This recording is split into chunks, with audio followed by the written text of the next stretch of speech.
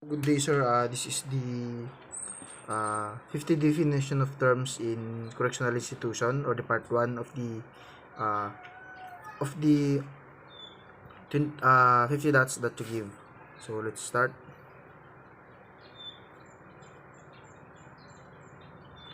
So number 1, we have the correction. Is that branch of the administration of criminal justice charged uh, with the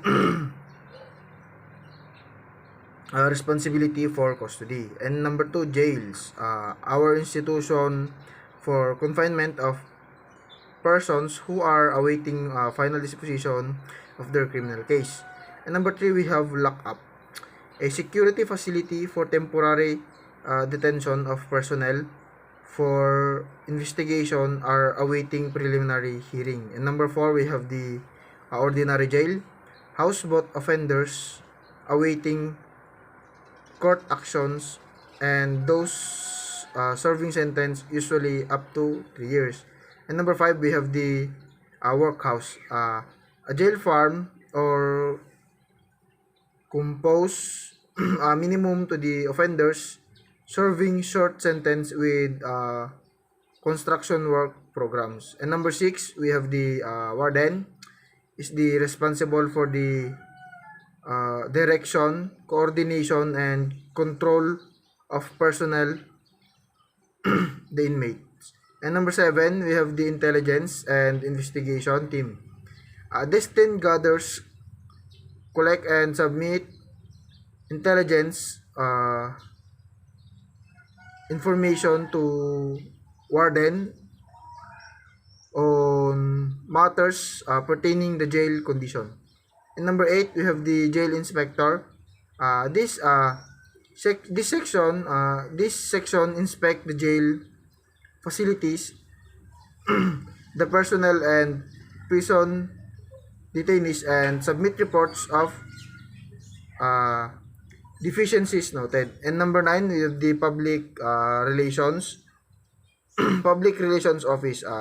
This office is tasked with the maintenance of good public relations to obtain the necessary and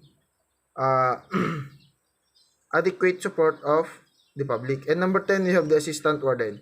Assistant warden is the principal assistant of the warden. So number 11, we have the administrative group. This group takes charge of all administrative function of the jails, keeps records of jail property, supplies, and equipment, and maintenance of personal record. And number 12, we have the personnel management branch, responsible for maintaining individual records, files of personnel. And number 13, record and statistic branch, keeps and maintain an orderly record of booking sheet of arrest reports, fingerprint cards, photograph, and index cards of inmates confined in jail in individual prisoners jackets. And number 14, we have the property and supply branch, take charge of the safekeeping of equipment and supplies, and direct questioning of of supplies and materials needed for the operation of the jail. And number 15, we have the budget and finance branch, takes charge of financial matters, especially on programming, budgeting, accounting, and other activities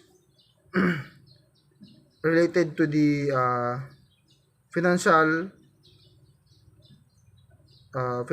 services. Number 16, we have the mesh service branch. It maintains a record or daily purchase and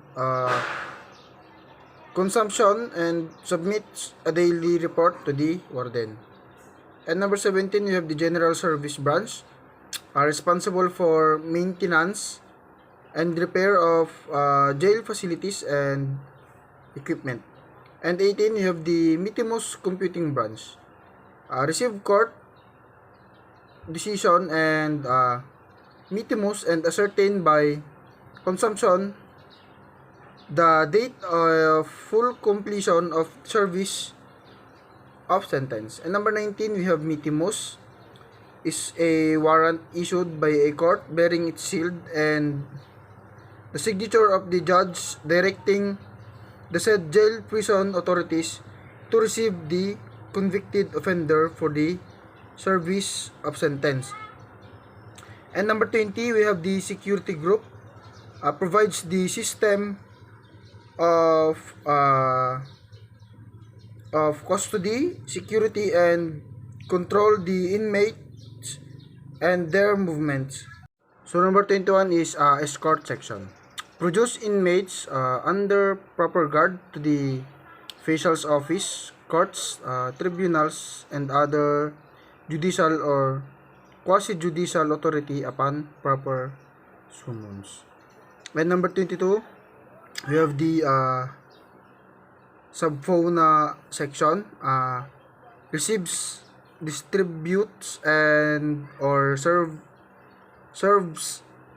subfaunas, notice, orders, summons, and other court processes directed to the inmates confined in jails. Number 23, we have the security platoon. There are 3 working platoon ships which shall be responsible for the overall security of the jail compound. And 24, admitting releasing unit. This part of security security platoon is it is tasked with receiving of person committed to jail and properly release of prisoners. 25, we have the rehabilitation service group. Its primary interest is the inmates correction and rehabilitation.